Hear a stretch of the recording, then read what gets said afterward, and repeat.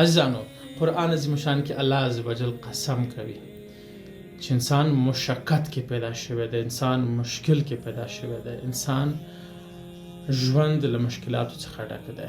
بیا زه ته څنګه وایو چې زه سکون غواړم او فلانکی په سکون کې دی، فلانکی ژوند په سکون کې دی، د فلانکی ژوند په راحت کې دی، فلانکی خپل ذهني سکون ته رسېدلی دی، فلانکی د ژوند شپې ورځې په سکون کې تېروي، کور کې سکون دی، موټر کې سکون دی، پیسهداري کې سکون دی، امریکا کې سکون دی، اروپا کې سکون دی، فلانکی انجینر شو کامیاب شو، ډاکټر شو کامیاب شو، فلانکی شو برتره شولو.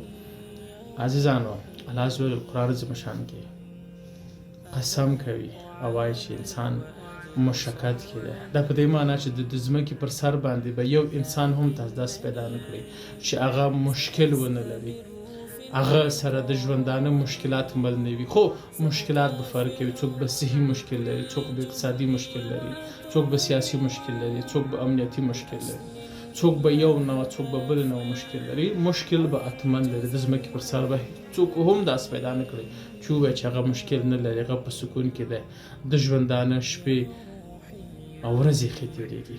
د دنیا تر ټولو پیسهدار ترین د ایپل کمپنۍ شرکت رئیس سټیف وایي هغه چې کله سرطان شولو د بستر باندې پروت و، هغه یو خبره وویلې چې پیسو باندې کولی شو موږ تاسو یو منیجر، مدیر، عامل په شرکت کې وګمارو، مګر د مرضونو د کمولو لپاره او د دردونو د کمولو لپاره او د صحتیابۍ لپاره هم کاشکې موږ تاسو څوک مقررولی شول، ژوند مو اخیستلی شول.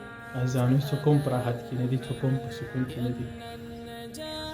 عزیزانو په دغه دنیا باندې انسان په سکون کې نشي کېدلی، دا د الله عز وجل وعده ده. دلته به ژوند تېروو، عبادت به کوو، اطاعت به کوو، امتحان شپې ورځې دي او د امتحان شپې ورځې اسانې نه وي، له مشکلاتو له تکلیفونو څخه ډکې وي، چې تر څو هغه دنیا مو ګل ګلزار شي.